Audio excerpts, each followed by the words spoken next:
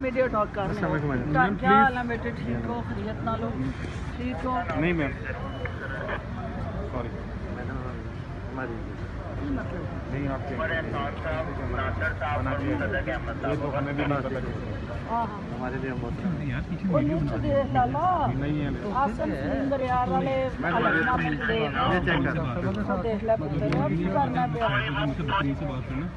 بسم اللہ الرحمن الرحیم. السلام علیکم ناظرین، آپ یوٹیوب چینل دیکھ رہے ہیں حقیقت کی آواز.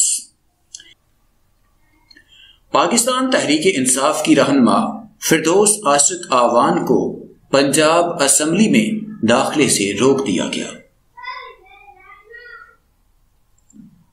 تفصیلات کے مطابق فردوس عاشق آوان سیالکوٹ سے نو منتخب رکن پنجاب اسمبلی احسن بریار کی تقریب حلف برداری میں شرکت کے لیے اسمبلی آئی تھی، لیکن سیکیورٹی سٹاف نے انہیں اسمبلی کے ایوان میں جانے سے روک دیا. اس پر پی ٹی آئی رہنما نے کہا کہ جس کام کے لیے آئی تھی وہ ہو چکا ہے، میں لیٹ ہوں. معاون خصوصی ہونے کے ناطے اسمبلی جانے کی اجازت تھی، اب معاون خصوصی ہوں اور نہ ہی ممبر اسمبلی ہوں.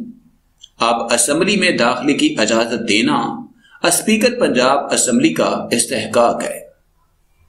واضح ہے کہ وزیر اعلیٰ پنجاب کی معاون خصوصی برائے اطلاعات فردوس عاشق آوان نے اپنے عہدے سے استعفیٰ دے دیا ہے. فردوس عاشق آوان نے اپنا استعفیٰ وزیر اعلیٰ پنجاب عثمان بزدار کو بھجوا دیا ہے.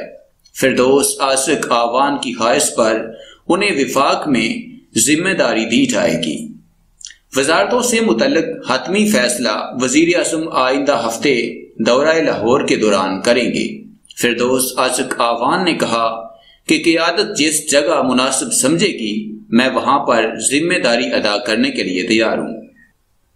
دوسری جانب فردوس عاشق آوان کو محکمہ بہبود آبادی کی معاون خصوصی مقرر کرنے کا فیصلہ کیا گیا ہے. فردوس عاشق آوان وزیر اعظم عمران خان کی معاون خصوصی کی حیثیت سے ذمہ داری سر انجام دیں گی، جبکہ پنجاب میں اطلاعات کی ذمہ داری فیاض الحسن چوہان کو دی جائے گی. فیاض الحسن چوہان کو پنجاب میں وزیر اطلاعات بنایا جائے گا. فیاض الحسن چوہان اس سے قبل بھی وزیر اطلاعات رہ چکے ہیں. پاکستان تحریک انصاف کی رہنما فردوس عاشق آوان کو پنجاب اسمبلی میں داخلے سے روک دیا گیا. اس پر مسلم لیگ نون کی رہنما عظما بخاری نے بھی دلچسپ رد عمل دیا ہے. ان کا کہنا ہے کہ فردوس عاشق آوان اتنی پیاری لگ رہی تھی، آج گلابی جوڑا پہنا، لیکن ظالموں نے اندر جانے سے ہی روک دیا.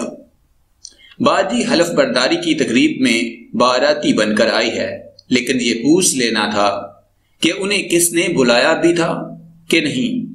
عثما بخاری نے پنجاب اسمبلی کے باہر میڈیا سے گفتگو کرتے ہوئے کہا کہ بطور سیاسی ورکر بد زبانی بد کلامی کام نہیں آتی.